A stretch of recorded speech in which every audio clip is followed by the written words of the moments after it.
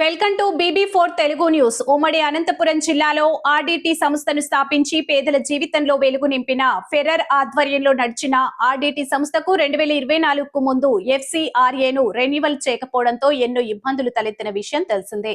ఈ విషయాన్ని మన గౌరవ మాన్యశ్రీ ముఖ్యమంత్రి వర్యులు చంద్రబాబు నాయుడు, మన ఐటీ విద్యాశాఖ మంత్రి నారా లోకేష్ దృష్టికి తీసుకెళ్లగా ఈ రోజు వారి చొరవతో నిన్ననే ఆర్డిటి సంస్థకు సంబంధించి FCRAను కేంద్ర హోంశాఖ మంత్రి వర్యులు పునరుద్ధరించారు. అందుకు కేంద్ర ప్రభుత్వానికి, రాష్ట్ర ప్రభుత్వానికి కృతజ్ఞతలు తెలియజేస్తున్నాను.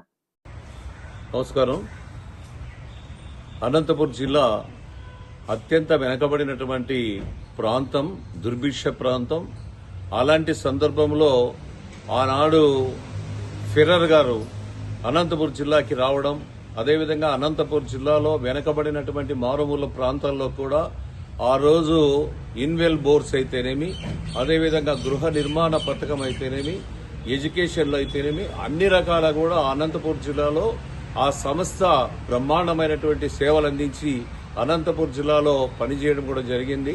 ఈ సంస్థకి ముఖ్యంగా చూసినట్లయితే 24కు మునుపు అన్యాయం జరిగింది. FCRA ఫండ్స్ అనేవి రద్దు చేసేదానికి ఆ రోజు రద్దు చేయడం కూడా జరిగింది. అలాంటి సందర్భంలో ముఖ్యంగా 24 తర్వాత అధికారంలోకి వచ్చిన తర్వాతే NDA ప్రభుత్వంలో ముఖ్యంగా ప్రధానమంత్రి గారు అయితేనేమి, గౌరవ ముఖ్యమంత్రి చంద్రబాబు నాయుడు గారు అయితేనేమి, ఐటీ శాఖ మంత్రులు, ఎడ్యుకేషన్ మంత్రి అయినటువంటి నారా లోకేష్ గారి యొక్క సహాయ సహకారాలతో నిన్నటి రోజునే FCRAకి సంబంధించినటువంటి క్లియరెన్స్ కూడా రావడం జరిగింది. చాలా సంతోషదాయకం.